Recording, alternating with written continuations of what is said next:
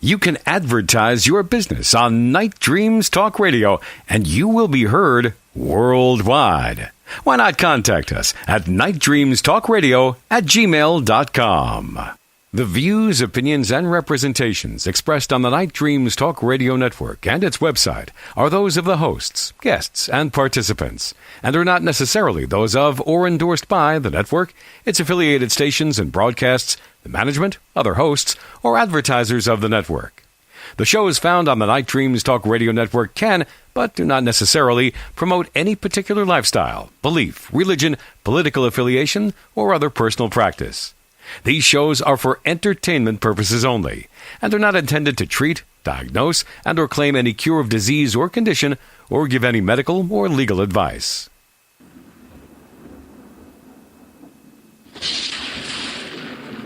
You are listening to Night Dreams Talk Radio Network, from our compound to you worldwide, with your host, Gary Anderson. Well, I hope everybody's having a great week, and I'm glad that the East Coast and Midwest, the temperature is rising.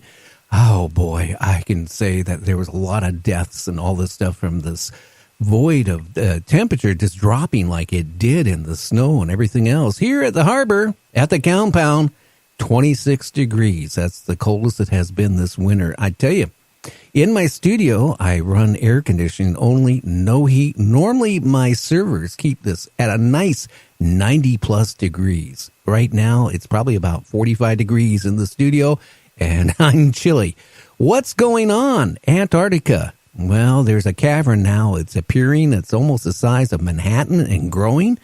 It tells us that the ice melt in Antarctica is getting way out of control, and it is growing and speeding up faster than we even ever thought. Now, also, the magnetic field is changing faster again than we expected. It is moving such at a rapid rate. It'll be in Siberia.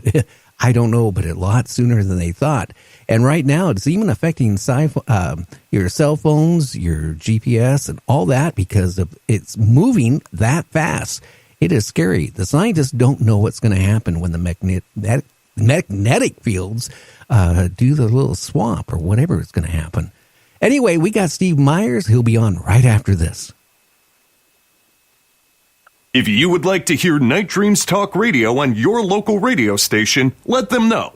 Tell them to check out www.nightdreamstalkradio.com, and thank you. Check out Night Dreams' website at www.nightdreamstalkradio.com. Well, Steve, how is it going at your place today? Very good. We had a little bit of snow the first time in about 15 years today, but it all melted off. I live on the Oregon coast, and it's always beautiful weather here if you like rain. Every summer, except for last summer, for the last, I don't know how many years, I go on my motorcycle, I head out towards Reno, the back way from up the Tacoma area, Washington, and then I head out to Las Vegas, see my daughter up in Hemet, California, and then we come back and hit 101 and hit the Oregon coast. I love that on a bike. Kind of dangerous, though, in some of those turns, I tell you. It's a very windy road, and you have to beware of motorhomes and things like that in the way.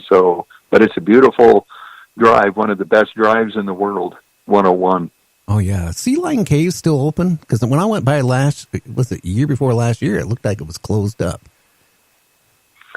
It is open. The Sea Lion Caves, they have the largest cave of its type in the world, and with sea lions in it and everything, and it's open and very popular, and but it is seasonal, so it's much more busier in the summer than if you go through that area in the winter.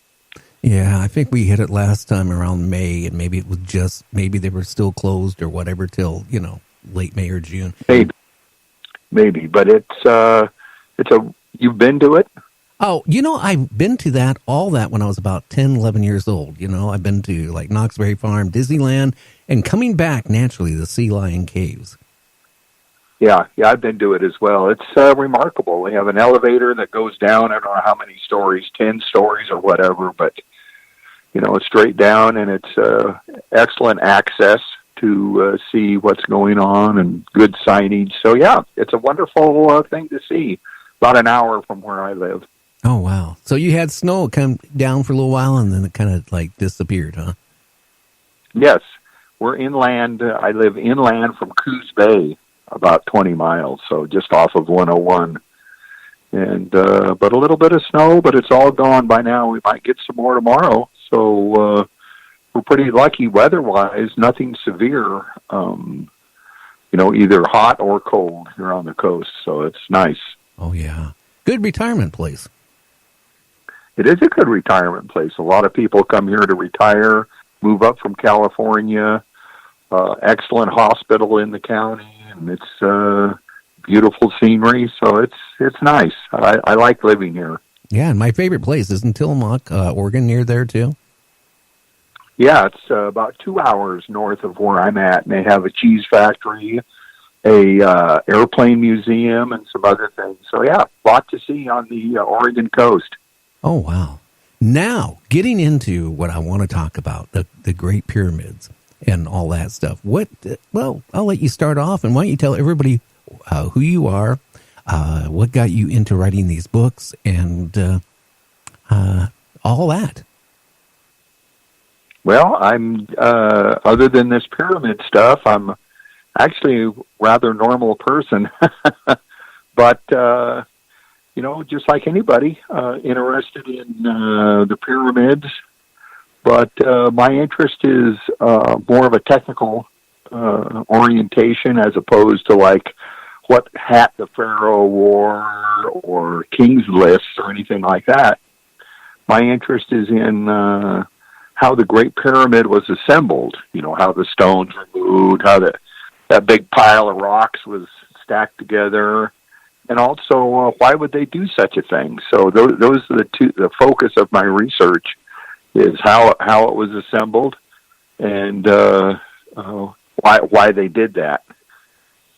Yeah, why did they? I mean, a lot of people, when I grew up back, when they invented the wagon wheel, when I got at school, they were talking about the pyramids were mainly used to, like, for the, the kings, the whatever they are, to bury them. But it's all that has pretty much changed.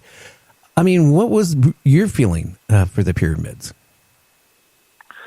Well, originally I would go down to the library and pick out a book. I've been studying the Great Pyramid for over 20 years, but you go down to the library and you take a book off the shelf and read it. And usually those books are written by Egyptologists that say there was some kind of a big ramp and there were workers with strong back muscles hauling stones up the ramp and all of that. But certainly we know now, most people know that none of those things have really been demonstrated in a real authentic demonstration by any means. Egyptology has never moved a 16-ton stone 1 inch, never lifted one 1 inch. And the largest stones are 70 tons. They've never moved a 70-ton payload 1 inch. So their lack of demonstrations have pretty much caused me to reject their stories. So, I read other books. And ultimately, I read this one book called Pharaoh's Pump, written by a guy named Edward Kunkel, privately published, small distribution. A lot of people aren't familiar with it. But he had a remarkable explanation, not about the pharaohs or about kings or battles or anything, or what language they spoke or what gods they worshipped, but about how the Great Pyramid was assembled. So I read that book, and it was impressive. So and then from there, I became a passion, and then ultimately we started our own nonprofit foundation called the Pharaoh's Pump Foundation, and naming it after his book. Interesting. So, when I remember when I was in high school, that the history teacher, basically said how those great big stones were moved was with a lot of slaves, putting them on basically, what do you call it? Rollers of some sort. Rollers or sleds. And then I started thinking, and I asked the teacher, and he got really upset. I said to him, well, how could they do that through the sand? It doesn't make sense. It's not logical. I can't see how they could do it. And he said, well, that's what I know. Well, hey, I don't think he was right at all. Well, people know that. People know that they drug these stones through the sand, heavy stones. Many of the quarries are across the river or far away, and the stones were on barges, and somehow they moved these stones off of the barge and then drug them up a ramp. A lot of people know that, but that is under scholarly debate, and a lot of people contend that we're told is incorrect, that about the ramp and the strong back muscles. Yeah, well, I'm talking about how they got up from the quarry to the where they built the pyramid. I mean, some of us like 20 miles or more away, and it just didn't make sense to me when they were saying, hey, they were on a sled or rollers or what have you. I figured there wouldn't be enough slaves to survive to even bring a couple stones. Well, there's not enough Egyptologists to actually move a stone in the manner that they say it was done all day long. So that's quite interesting. Egyptologists say they made these casing stones, the extremely precise stones that were on the outside, cut to precision. They made them all day long, but Egyptology can't make a single casing stone ever. So it's something to think about. Well, yeah, I mean, even with the tools we have that we can't do it. That's the interesting part. The same way, the Romans used to make cement that would, it's so much harder than any cement that we can